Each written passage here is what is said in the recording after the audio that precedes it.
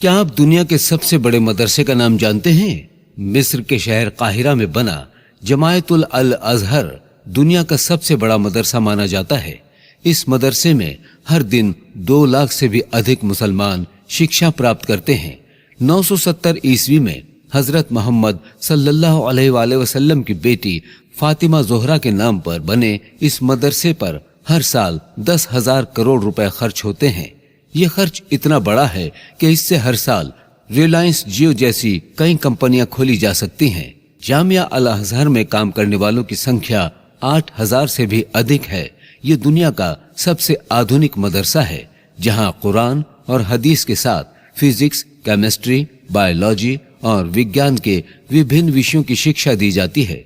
Guinness book of world record के मुताबिक इस मदरसे में ही दुनिया की सबसे पहली यूनिवर्सिटी बनाई गई थी। आपको ये जानकर शायद हैरानी हो कि जामिया उल अजहर यूनिवर्सिटी मिस्र के 4,000 से भी अधिक स्कूलों का संचालन करती है।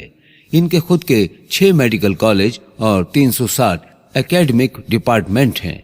जामिया अल अजहर में मौजूद लाइब्रेरी दुनिया की सबसे बड़ी लाइब्रेरियों में से एक है। बगदाद और स्पेन के बाद मिस्र के शहर काहिरा में बनी इस यूनिवर्सिटी में दूर दूर से लोग पढ़ने के लिए आते हैं। आज भी जामिया अल अजहर में हर साल 50,000 से भी अधिक विदेशी छात्र शिक्षा हासिल करने आते हैं। जामिया अल अजहर की शुरुआत एक मस्जिद से हुई थी, लेकिन धीरे धीरे ये इस्लामी दुनिया की सबसे बड़ी यूनिवर्सिटी बन गई। इमाम गजाली, अबू इसहाक इसफरानी और अबू अल बकिलानी जैसे आलिमों और साइंसदानों ने भी इस यूनिवर्सिटी में अपनी सेवाएं दी। समाजशास्त्र और अर्थशास्त्र पर दुनिया की पहली पुस्तक लिखने वाले इब्ने खल्दून ने जामिया अल अजहर में बैठकर ही मुकदमा इब्ने खल्दून लिखी, जो मार्क जुकरबर्ग की सबसे फेवरेट किताब है। आपको ये जानकर शायद हैरानी होगी कि जामिया अल अजहर यूनिवर्सिटी में सबसे पहले विभिन्न विषयों पर लेक्चर देने के लिए एक्सपर्ट बुलाने की परंपरा शुरू की गई, जो आज दुनिया भर में इस्तेमाल की जाती है। मध्यकालीन युग में इस मदरसे में सबसे ज्यादा साइंस और टेक्नोलॉजी पर किताबें लिखी गई। मुसलमानों द्वारा physics, chemistry, biology, economics, surgery, mathematics पर लिखी गई किताबें आज भी ऑक्सफोर्ड और कैम्ब्रिज यूनिवर्सिटी में पढ़ाई जाती हैं। 1789 में जब नेपोलियन बोनापार्ट ने मिस्र पर कब्जा किया तो उसने इस मदरसे की बड़ी तारीफें की। उसने अपनी डायरी में लिखा कि ऐसी यूनिवर्सिटी तो पेरिस में भी मौजूद नहीं है।